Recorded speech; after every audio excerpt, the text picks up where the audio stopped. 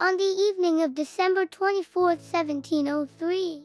Four French officers sat in a cozy inn in the Cévennes mountains of southern France. The comforting smell of roasted meat filled the air, but this warmth was not to last. They had just received an urgent order to arrest one of the Protestant leaders, a preacher named Etienne Ribou. At that time, France's son King, Louis XIV, was harshly persecuting Protestants.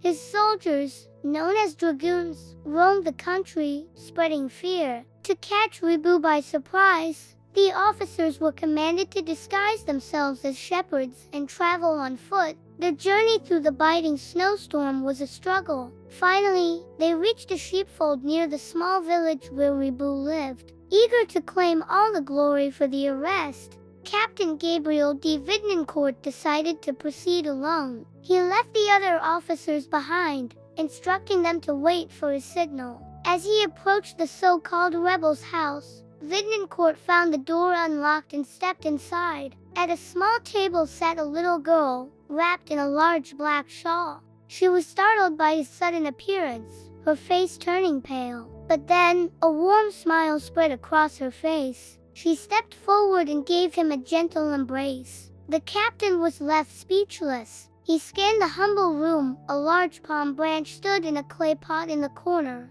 A few simple plates sat on the table, and a single candle flickered, casting a soft glow. An overwhelming sense of peace filled the space. "I was waiting for you," the little girl said. "You were waiting for me?" he asked, surprised. "Where is your father?" "He went into the mountains to hold a Christmas service," she replied. "Will you have some chestnut soup with me? It's still hot, and there are pancakes with honey, too freshly baked." "You said you were waiting for me?" he asked again. "My mother often told me," she explained, "if anyone knocks on our door on the evening of December 24th, let them in at once. They might be a refugee fleeing from the dragoons, or they might be a messenger from God. Such a guest must always have a place at our table and a fire to warm themselves." The captain was deeply moved. "What is your name?" he asked. "Druletta, sir," she answered. "You are right, Druletta," he said, his voice softening. "I am freezing and very hungry. I will gladly sit at your table. Perhaps your father will return soon. My father must be very cold tonight, too," she said, her voice filled with concern. "But he has to bring the good news of Christmas to those hiding in the mountains. If they are found, they'll be tortured and sent to the galleys. The children will be torn from their parents. Every time my father leaves, I tremble with fear for him. But he must bring God's comfort to those poor people." Suddenly, Gabriel de Vidnancourt couldn't eat another bite. He vividly remembered a night raid on a similar gathering of Christians. The screams, the chaos, and the words of a preacher he'd arrested echoed in his mind. "Vidnancourt, why do you, who call yourself a Christian, persecute us?" His appetite vanished. He felt an urge to leave, but Druletta spoke softly. "Please don't go. My father won't be back for a while. Will you read me the Christmas story before you leave?" "I can't read yet. If you don't read from the Bible, I won't have any Christmas at all." She placed an old Bible with parchment pages on the table. The forbidden book, he thought. Yet, he couldn't refuse the child.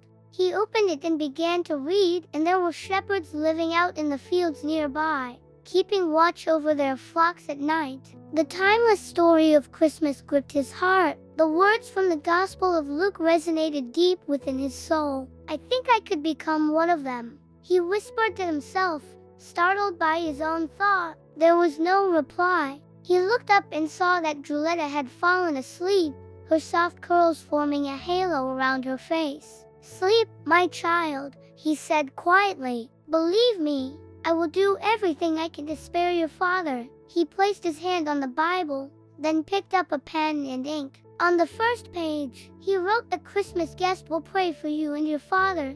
Then, he added in small letters, "Hide, others may come." He bowed deeply before the sleeping girl, as if she were a queen, and slipped out into the cold night. His fellow officers were waiting impatiently. "Let's go," he ordered them. "There's no one here." Perhaps there's still some roast left at the inn. The journey back felt lighter, easier. His heart was now filled with a new light, the light of Christmas. Meanwhile, on the other side of the mountain, a man walked swiftly along a path, a book tucked under his arm. He hurried toward a poor cottage where a little girl slept. Soon, morning would come, and with it, Christmas. The Christmas of 1703.